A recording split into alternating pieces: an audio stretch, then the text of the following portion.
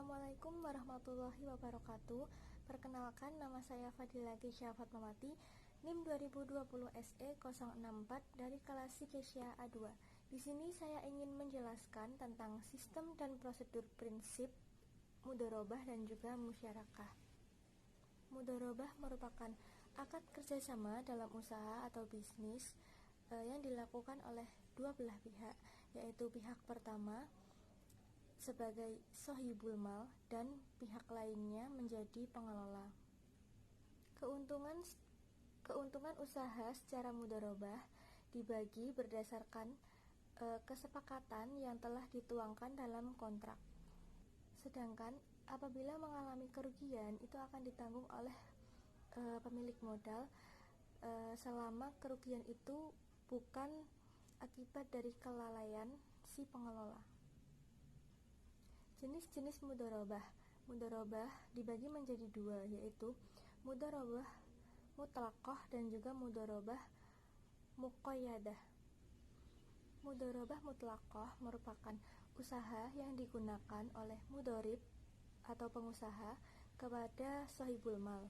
Mutlaqah berarti pengusaha diberikan kebebasan untuk melakukan atau untuk menentukan usaha apa yang akan dijalankan.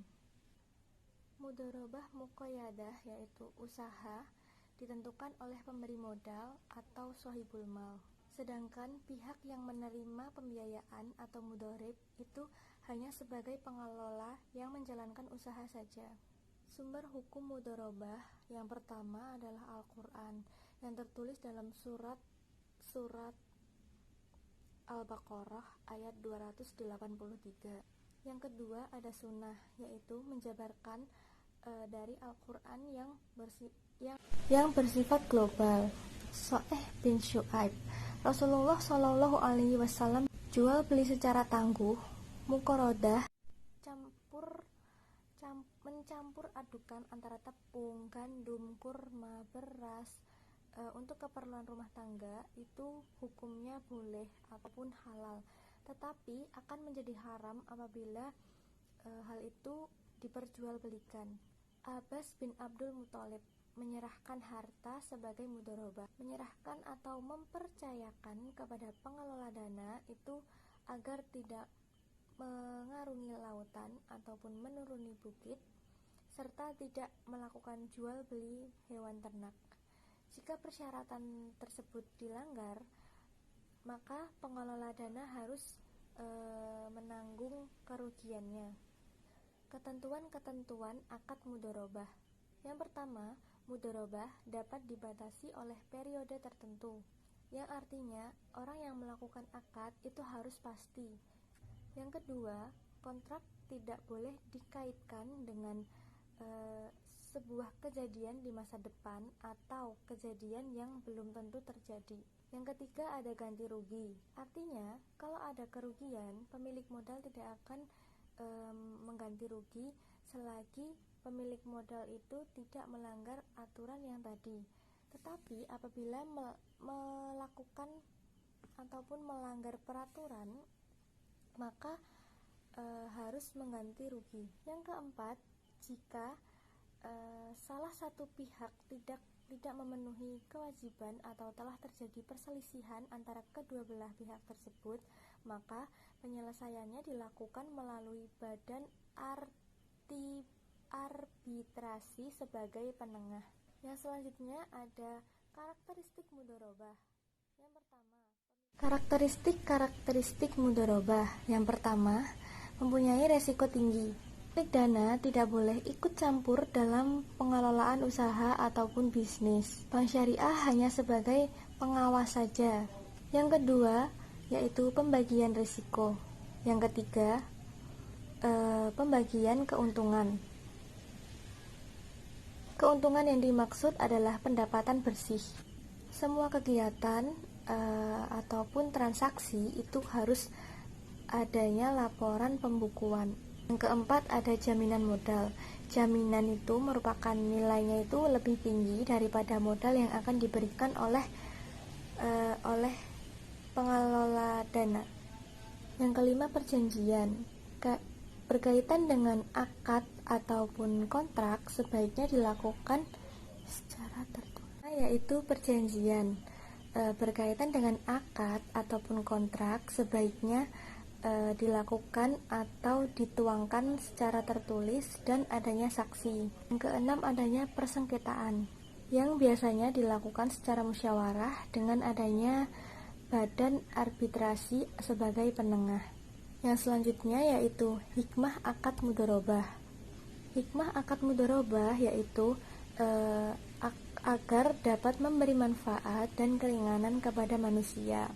Orang yang memiliki harta itu bermanfaat, tetapi orang yang memiliki keahlian itu lebih bermanfaat.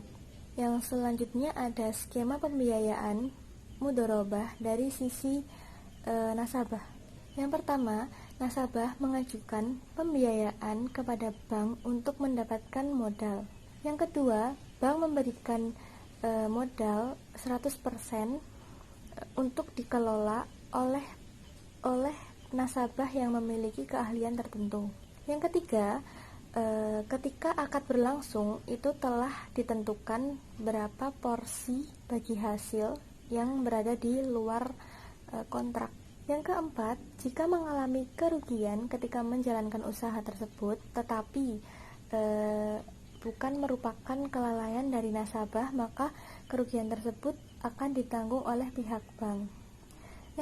Yang kelima, setelah proses usaha itu berjalan, lalu keuntungan tersebut dibagi sesuai dengan ketentuan nisbah. Setelah itu, selain itu, nasabah juga harus mengembalikan modal pokok kepada bank. Yang selanjutnya ada skema pembiayaan mudharabah dari segi pegawai. Yang pertama, nasabah mengajukan permohonan pembiayaan ke bank ke bagian pembiayaan. Yang kedua, setelah berkas masuk ke pembiayaan, berkas tersebut diserahkan ke bagian survesor untuk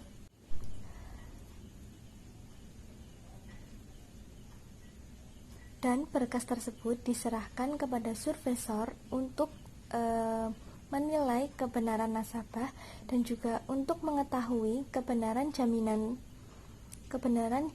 yang digunakan.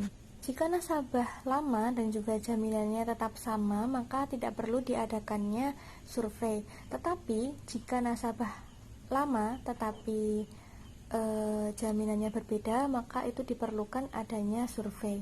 Yang ketiga, hasil survei diserahkan kepada komite pembiayaan. Komite pembiayaan terdiri dari manajer, survesor, dan juga bagian pembiayaan. Jumlah komite pembiayaan itu pembagiannya harus ganjil. Yang keempat, setelah rapat komite pembiayaan, maka diputuskan pengajuan pembiayaan tersebut. Apabila ditolak, maka berkas atau dokumen nasabah tersebut harus dikembalikan. Tetapi apabila diterima, maka nasabah harus menandatangani persetujuan dari pembiayaan tersebut. Yang kelima, setelah diadakannya akad dan telah ditandatangani oleh bagian pembiayaan, nasabah pemohon, dan juga manajer akad, maka berkas tersebut diserahkan ke kasir. Yang keenam, dari kasir, nasabah akan menerima buku angsuran dan juga uang. Kartu angsuran harus dibawa saat membayar angsuran, karena kartu angsuran adalah bukti transaksi kita atau nasabah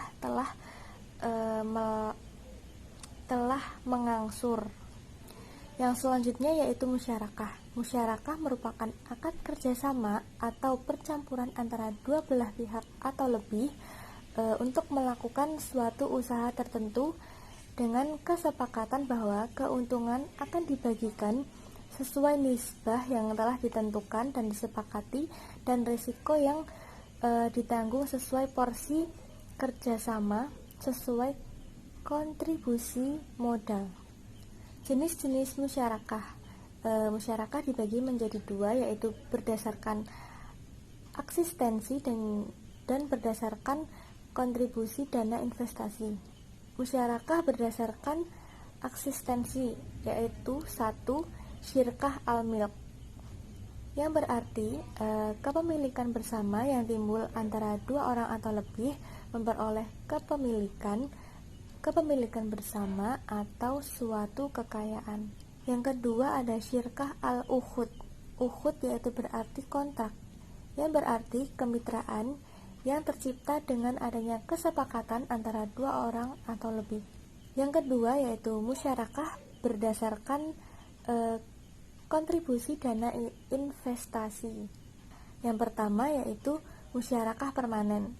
Dengan ketentuan bagian dana itu setiap mitra ditentukan oleh adanya akad dan jumlahnya tetap sama hingga akhir masa akad nanti. Yang kedua ada musyarakah menurun atau biasa disebut musyarakah mutanhisoh.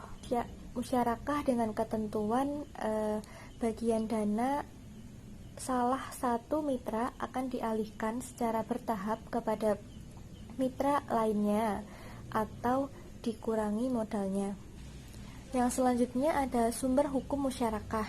Yang pertama yaitu Al-Quran, tertulis dalam Quran surat An-Nisa ayat 12. Yang kedua yaitu sunnah Nabi Shallallahu Alaihi Wasallam. Rasulullah Shallallahu Alaihi Wasallam bersabda bahwa pertolongan Allah tercurah atas dua pihak yang berserikat sepanjang keduanya tidak melakukan atau tidak saling berkhianat. Hadis riwayat Muslim.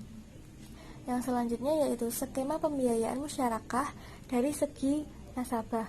Yang pertama, nasabah mengajukan permohonan pembiayaan kepada bank untuk mendapatkan tambahan modal.